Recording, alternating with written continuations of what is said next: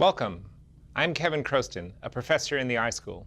Before coming to Syracuse in 1996, I taught for a while at University of Michigan, and before that got a PhD in information technologies from the MIT Sloan School of Management. This course that you're about to take is one of my favorite ones to teach. In part, it's because the topic of the course fits well with my interest in understanding how organizations work and how information and communication technologies can help them to work better.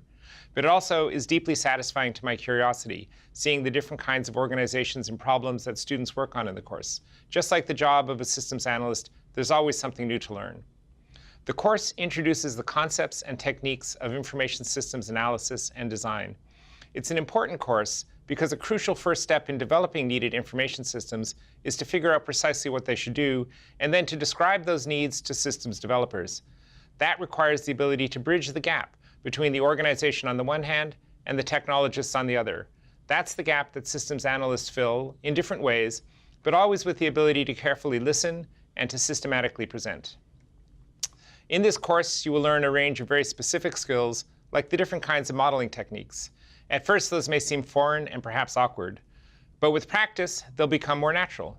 Those of you who play a sport or a musical instrument will recognize this process. To become a good tennis player, for example, requires practicing the various elements of the game repeatedly. A backhand return, for example, over and over, hundreds or even thousands of times until it's second nature and can easily be applied in a game. It's the same with learning an instrument, playing scales or etudes repeatedly until the notes come naturally.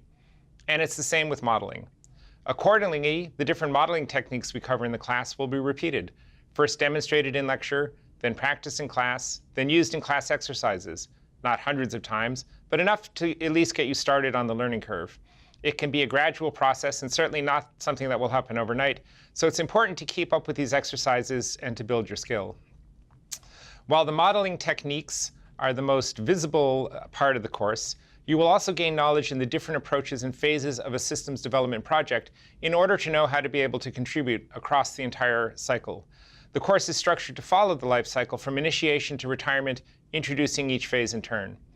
And there's a much more important skill that I hope you'll get from the course: the ability to look at problems in your organizations in a new way, a new systematic approach that lets you identify opportunities to apply information technologies.